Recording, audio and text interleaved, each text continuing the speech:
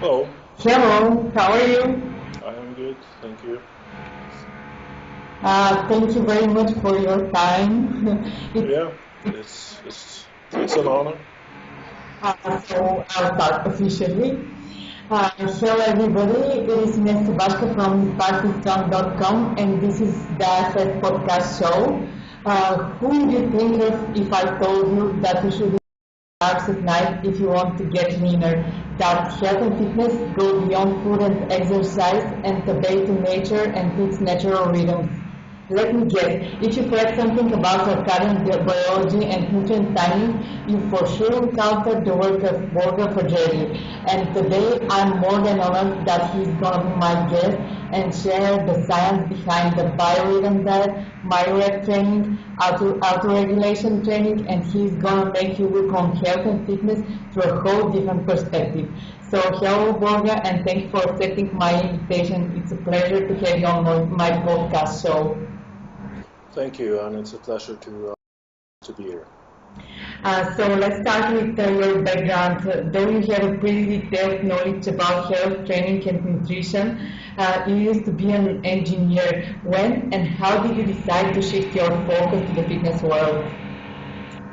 Well, that happened around the year 2000, 2001.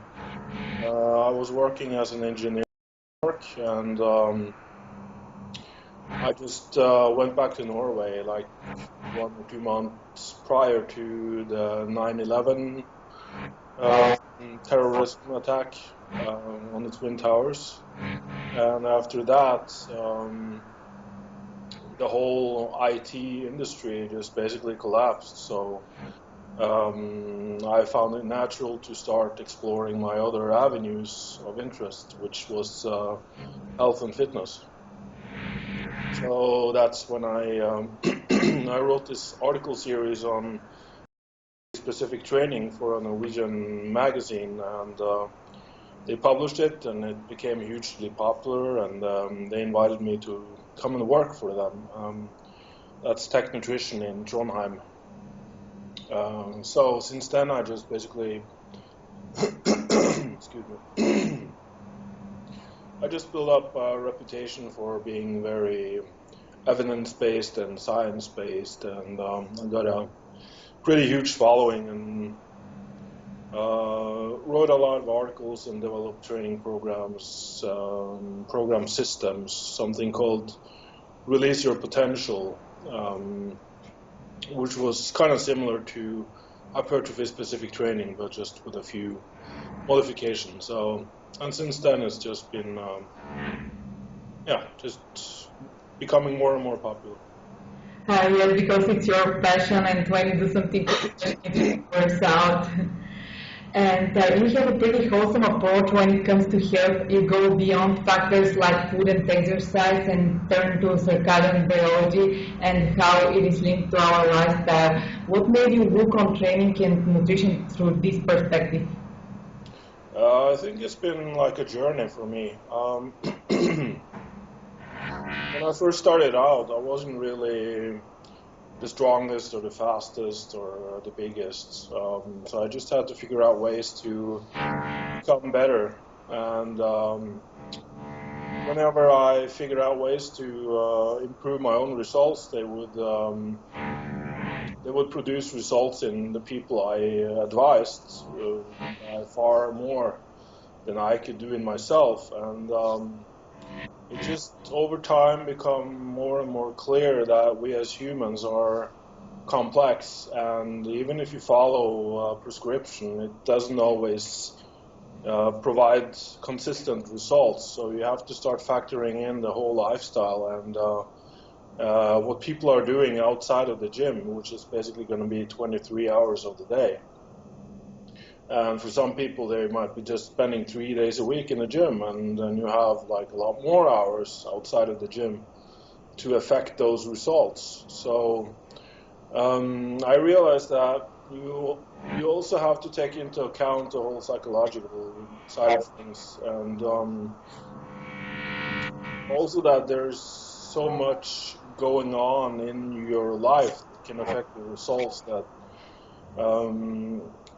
following a preset program and diet does work for the most hardcore people. I mean, they can follow everything, even sacrificing their own social life just to follow the training program or the diet. But for most people, that's not going to work, and that's the most common. That's the most common issue that pops up for regular people, that when it starts interfering with your normal life and your social life, then it's progressively harder to follow, and that will sabotage your results. So a holistic approach where you get the lifestyle in place first, and then build the training and the food and the diet within that framework is always going to produce better results for the majority of people than the hardcore clients. So I guess that just came around full circle for me, that I could consistently produce results in everyone. I mean, even the people that had stagnated on the typical bodybuilding programs and eating 6 meals per day and 400 grams of protein per day, and they just didn't get any results because copying programs from genetic outliers and drug-using bodybuilders obviously is not going to work very well for normal people. So yeah, I just basically started piecing together all the research and all the practical experience to build a sort of framework that could consistently produce results in everyone. So I could make someone that was very average and like an underdog in competitions, and make them be number one or number two. Yep. So yeah, my approach has just been refined over the years to identify which factors in the individual person dictates the program variables and nutrient variables, so that everyone can get the best results. Yes, that's the best part about your approach, that it makes it easier for a person to follow and not sacrifice their life, actually, because life is not just about food and exercise. Exactly. Yeah, it's about consistency and adherence, and even the best diets don't work if you can't follow them. That's true. And you're the person who stands behind the biorhythm diet, and looking on the surface, it is against everything that most people believe to be true. You recommend that most of the carbs in our diet should be eaten at night. Why is that so? There are many reasons why carbs at night work so well. The main advantage of having carbs later in the day is that it will improve your sleep quality. I have in the past tried contest diets where I would eat no carbs after 6 p.m., which is like a common prescription, and it just basically sucked because I would wake up every night at 2 or 3 o'clock and without being able to fall asleep again. And this has been confirmed recently in various studies looking at how carbs in the evening will be able to reset jet lag. So when you're traveling over the Atlantic, over several time zones, just having carbs in the final meal will reset the circadian rhythm faster, so that you get entrained to the new location that you're in. But for people that are training, it's also beneficial, since glycogen supercompensation happens over the following 24 hours. It's not an acute thing. There's a limit to how many carbs you can store per hour. So after like a heavy leg session, it's going to take many hours to compensate the lost glycogen, and there's basically no reason at all to have no carbs in the final meal when your body is still recovering from the workout. Most people are also training later in the day, so basically the carbs should follow the activity patterns and the training session. And when you say that the carbs should follow the activity patterns, should people who are more sedentary eat less carbs, or is that true for them to eat the most of the carbs at night? I think sedentary people should overall have less carbs, yes. Um, but whether they should have the carbs in the morning or the night, I mean, there are different studies looking at how in overweight individuals having more carbs or more calories overall for the morning meal will drive fat loss better.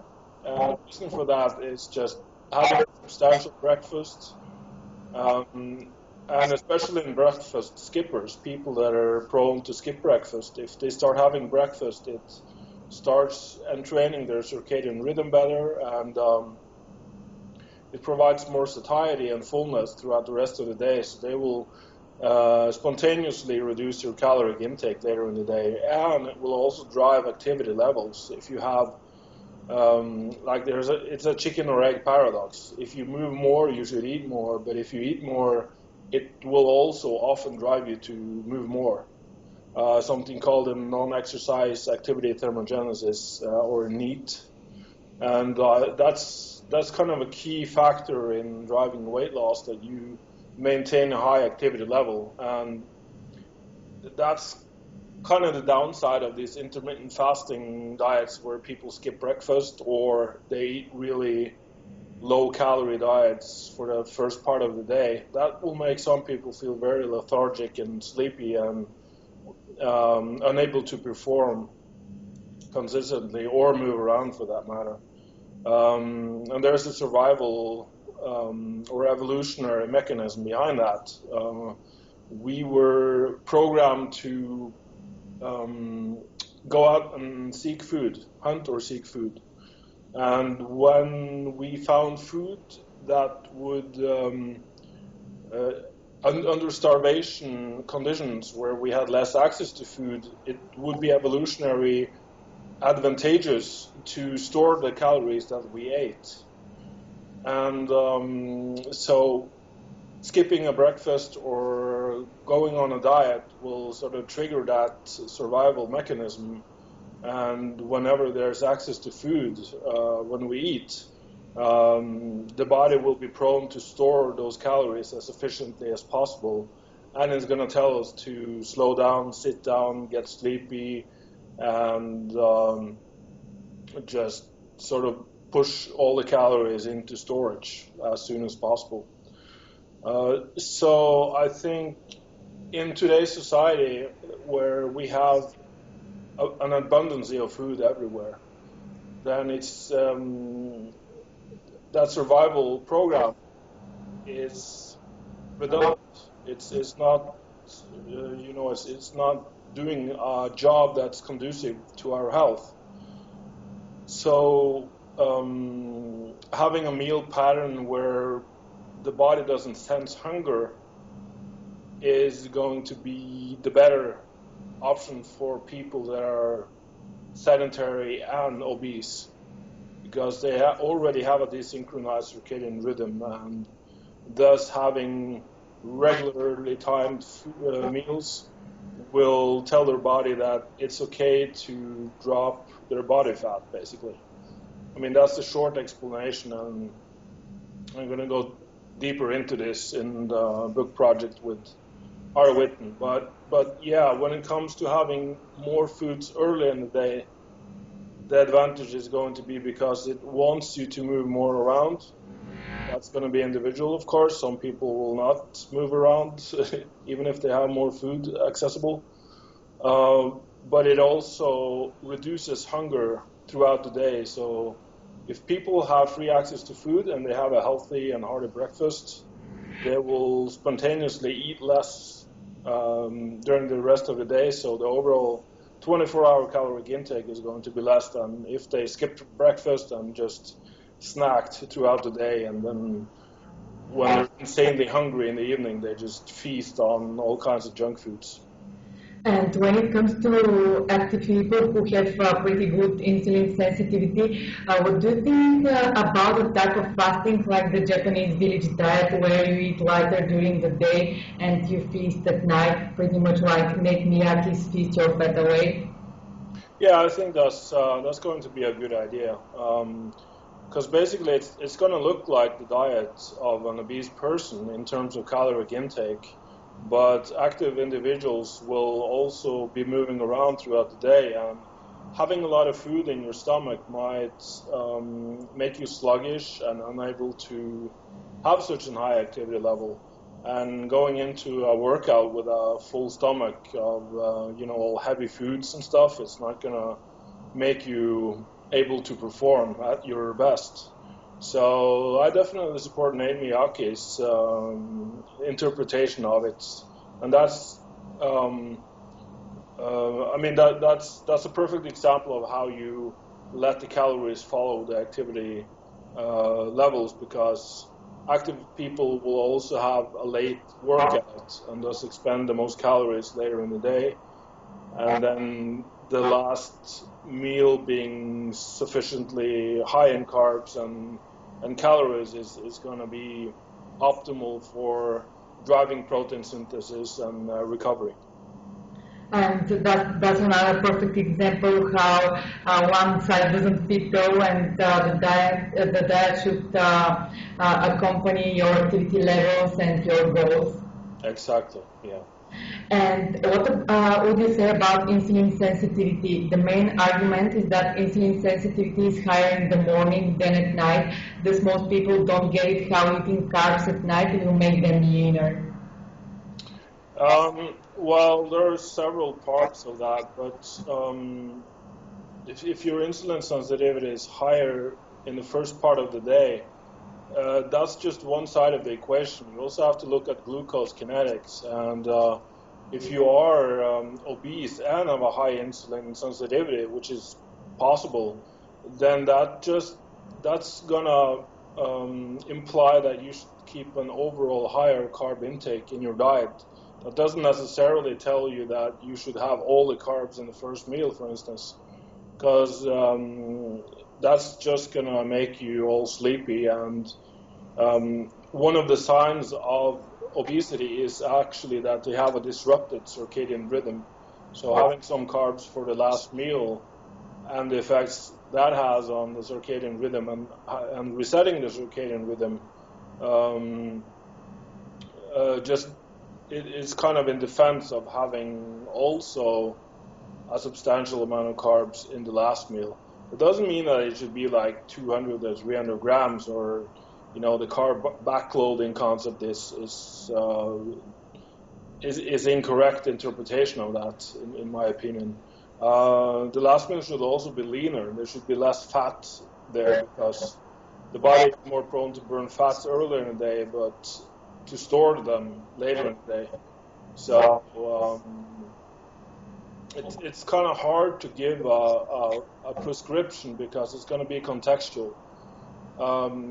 Like I said, most research showing that most calories early in the day and for breakfast is successful for weight loss is in people who are already overweight, whereas in leaner subjects that also have a higher insulin sensitivity usually, having a high carb or high caloric breakfast is going to be less optimal, simply because they don't have enough calories allotted for their post-workout period. So you can't just give one prescription and look at one single factor such as the insulin sensitivity. You have to factor in and look at the whole picture. And then again, we're back to what I talked about initially, that you have to look at the whole framework of the whole lifestyle and their individual requirements, their whole caloric needs, and if they're supposed to be losing body fat or be gaining muscle while maintaining a low body fat. And I'm really curious if there is a seasonal difference in the way you structure your diet, because carbs require longer light cycles in order to grow, and less sunlight is linked to a higher intake of fat compared to longer daylight. that is linked to a higher consumption of carbs if we compare, for example, the diet of Eskimos and the diet of people living around the equator? Should there be a seasonal variation in the amount of carbs we eat? Yeah, good question. We actually looked into this when we did research for the book project, and there does seem to be a seasonal variation in the insulin sensitivity and the hormonal cycles, and basically how the body handles nutrients. And like there are two main inputs to the circadian rhythm or the internal clock. It's light and it's nutrients. And when you live in the northern or southern hemisphere at high latitudes where during wintertime the sunlight is going to be lacking, then you need a stronger input from the nutrient side to keep the circadian rhythm synchronized. And with less access to sunlight, there does seem to be a pattern where the body tolerates carbs less.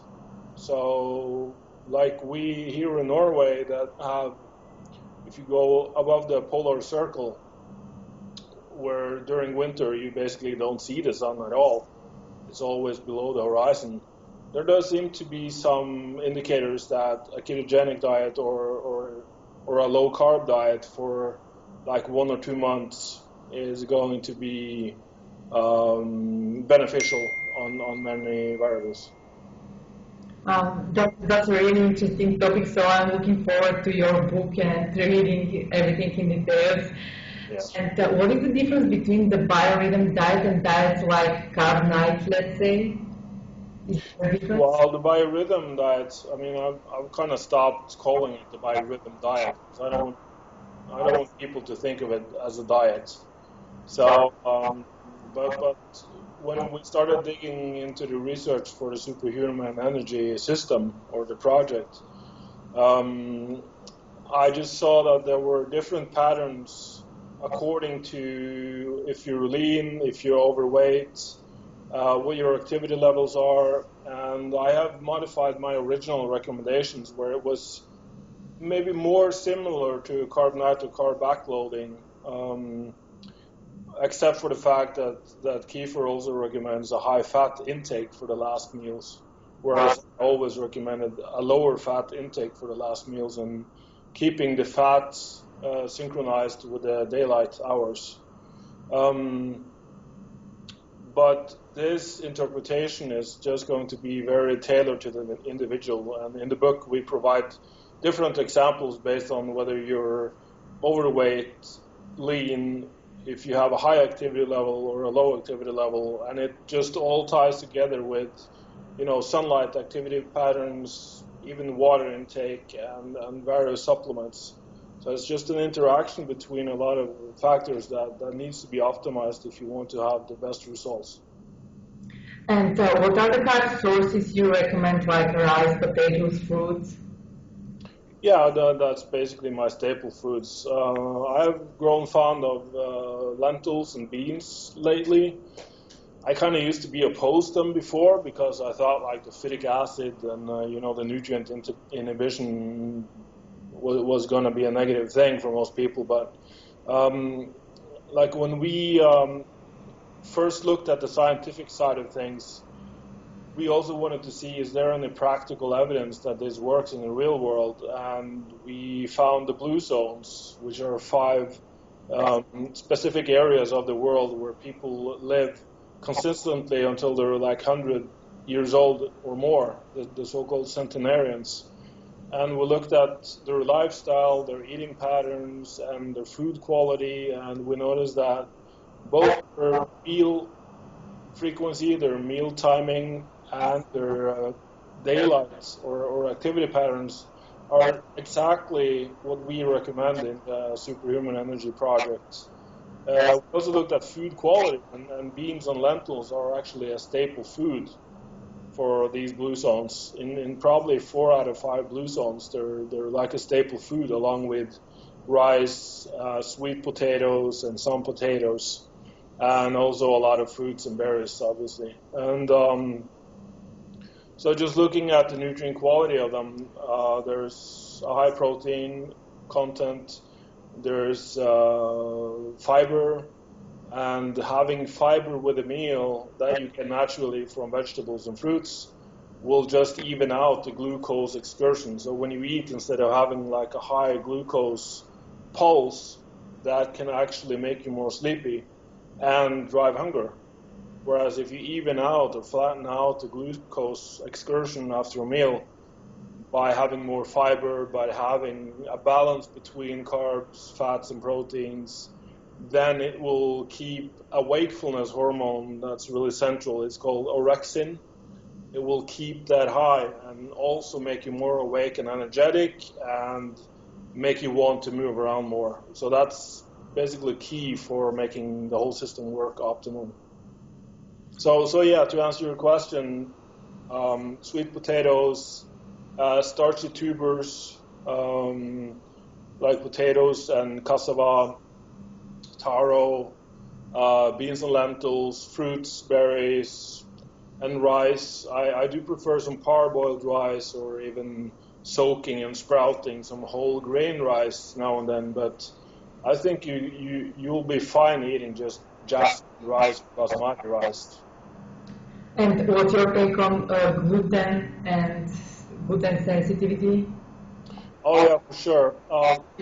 We our ancestors learned many years ago, hundreds and thousands of years ago, that if you want better digestion and you want better nutrient uptake, you should treat grains a certain way by soaking or fermenting or using sourdough to neutralize many of the anti-nutrients in grains.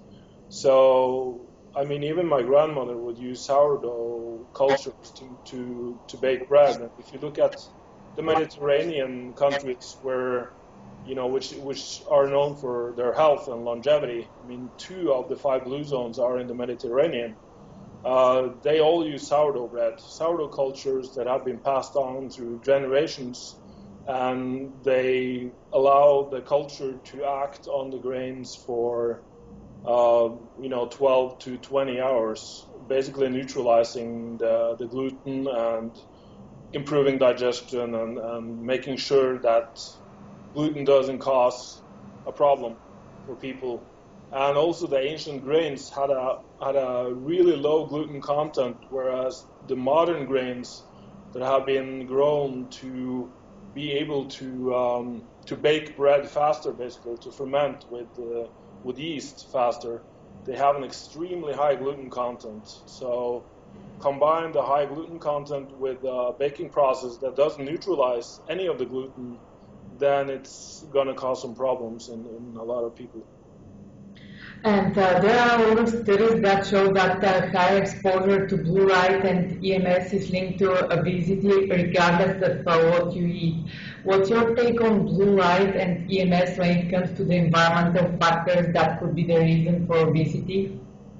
Oh, that's also a key part of this, because if you place people outside in nature, they get a natural exposure to blue light during the day, but when the sun sets in the evening, the blue light is filtered away through the atmosphere, and you only get exposed to the red and infrared portion of the spectrum. And with our modern society where we have artificial lighting indoors, we are exposed to blue light for a longer period of the day, and also during winter when it was usually dark. And we artificially prolong the daylight hours. And adding to that, the mismatch between the meal patterns and the food quality, and you're going to create a whole lot of problems. And it's been shown in research, in a lot of research, that exposing your retina or even your skin to blue light later in the day will drive a desynchronizing of the internal circadian clock. That's another really interesting topic. And let's shift the topic to training. You have an interesting approach to it as well. Since I read about your Wireups training, I've been experimenting with it, and I'd say that my muscles haven't felt a burn like that before. And what is the science behind it? It's based on the occlusion research that shows if you restrict blood flow to a muscle, it will drive fiber recruitment higher, faster. And that drives a set of adaptations that are unique to this type of training. For instance, if you compare two groups where one is occluded and one is non-occluded, then the occluded group will fail faster. They will hit failure faster. And so at lower loads, you can increase the hypertrophy and strength adaptations in the occlusion group. But there are also follow-up research looking at using slightly higher loads, like instead of 20 to 30% loads, you can use like 50% loads. And just by keeping constant tension on the muscle, you can simulate a blood pressure cuff that's used in external occlusion studies and get the same or even a higher signaling in terms of hypertrophy and strength adaptation. Central to this is satellite cell activation. Satellite cells are part of the hypertrophy process where they donate their myonuclei to the muscle cell, and the number of myonuclei in a muscle cell will determine how large that muscle cell can become. There is always a certain relationship between the size and the number of myonuclei. And in advanced lifters, we have seen that the myonuclei donating process from satellite cells drops considerably. So basically, satellite cell activity slows down and even stops when you get really advanced. And so the potential for increasing your muscle mass will also slow down and stop. But introducing occlusion training, and in this case, Wireups training, which is internal occlusion, and just inserting this short rest period so you can maintain that high fiber recruitment and thus expose as many muscle fibers as possible to the tension, is going to reignite or restart the whole satellite cell activity and myonuclei donation, and then drive hypertrophy from heavier loads again. So by itself, Wireups will probably only work well in beginning lifters, but when you add in heavy lifting as well as Wireups training, it's also going to be very useful for advanced lifters. I'm tempted to say that it's going to be essential to drive further progress when you are very advanced.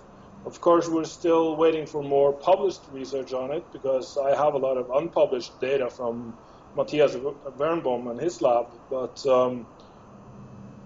there's so many things involved with getting a research paper published and the peer review process and all that stuff. So, as well as the Norwegians kind of wanting to keep the research to themselves because they're producing world-class powerlifters. So, I'm not really expecting that to come out in the near future.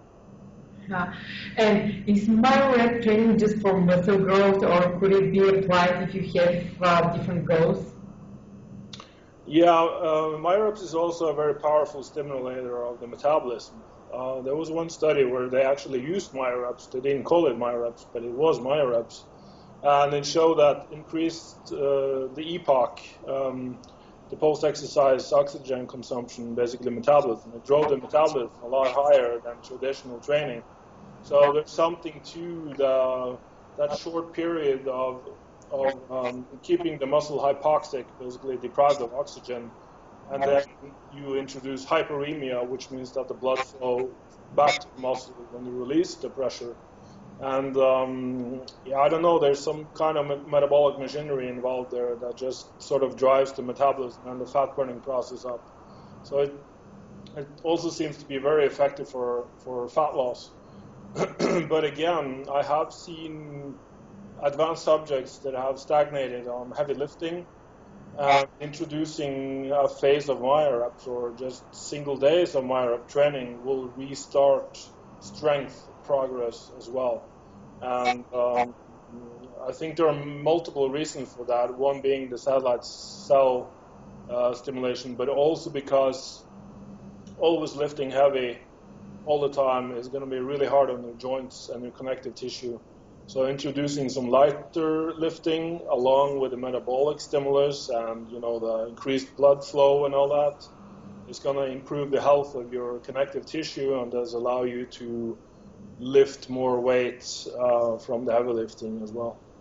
Yes, I think that's the part I like the most, that you can take some time off the heavy weights, but still get train your body really well and feel the burn, as I said earlier. Yeah, true. And as far as I understood, Wireup training shouldn't be used for the big lifts like deadlifts and squats. Is that right? Yeah, because it's a very exhausting technique, and the lower back is a muscle group that's easily fatigued. It's during a heavy squat, you basically run out of air before you can properly exhaust your legs, and it's gonna make your lower back start to lose its arch and tension. So I prefer to use isolation exercises as much as possible, or unilateral exercises like split squats or even leg press, just something that reduces the whole stability balance component, because the exhaustion itself is going to make it impossible to complete the exercise if you involve a lot of muscle groups at once. It just deprives you too much of oxygen and you start getting lightheaded and lose your balance. So yeah, that's not going to be a good idea. And in the fitness industry, most people focus on weight loss, but there are a bunch of people who have the opposite problem. They're trying to gain some weight. What is your advice for hard gainers when it comes to diet and exercise? Well, hard gainers, I mean, there's always going to be low responders, but I think we're beginning to discover the reasons why some people respond less to exercise. It could be that their connective tissue health limits them from a high intensity or high volume. It could be that their body is resistant to loading, so that they basically have to train a lot more. It could also be that they're just under eating, because I mean you can't just wish for muscle mass to appear. If you're not gaining weight, then you're basically not eating enough. And since metabolism is so individual, I mean, if you look at studies where they give subjects 1,000 calories more, half of the subjects will store 80% of the calories and burn off 20%, whereas the other half will burn off 800 calories just by moving around more and only store 20%. So just saying, yeah, you should eat 500 calories more or 1,000 calories more and just leave it at that is not going to account for individual variability. So you have to just keep increasing calories as much as it takes to make that person start gaining weight. And if they're gaining weight but only gaining fat weight, then of course you need to look at the training aspect of things and see that you have everything optimized there, because directing nutrients towards muscle growth requires a stimulus from training, and lacking that, you're just going to gain, well, you can actually gain both fat and muscle. I mean, look at sumo lifters. Even if they don't do any weight training and they're huge and fat, they actually have more muscle mass on their frames than some elite bodybuilders. And they're not using steroids or anything just to, grow muscle.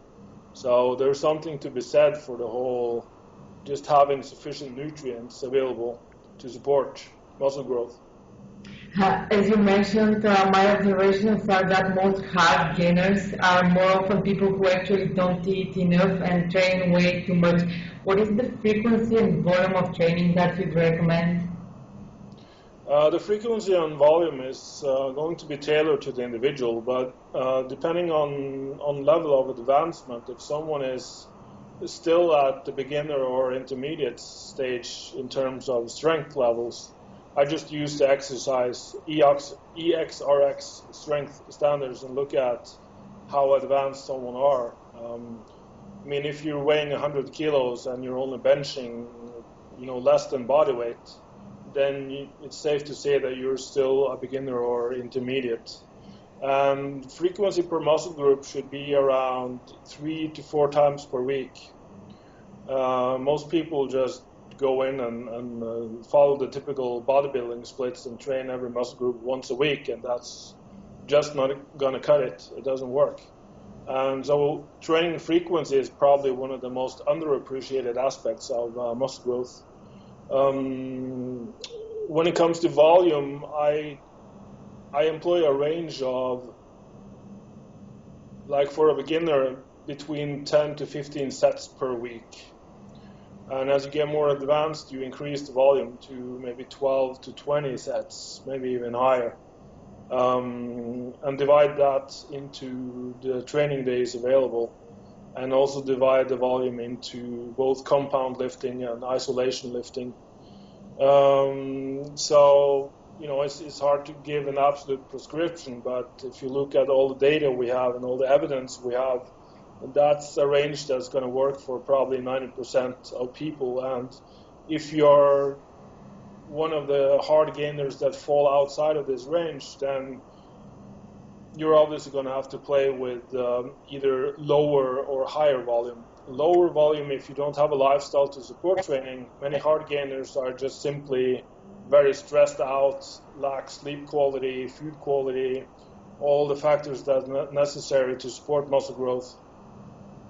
So then you can't train high volume. The high volume is going to limit you, so you have to cut down on volume. But if you are one of those dedicated hardcore guys that have everything optimized and you just sleep, eat, and shit training, then you can definitely play around with a higher volume and higher frequency and just push the envelope more than the other guy. That's some great advice, and you're a wealth of knowledge, and I have a billion more questions, but I'll ask just one more. Would you share more about auto-regulation training? What is it and how it can be used?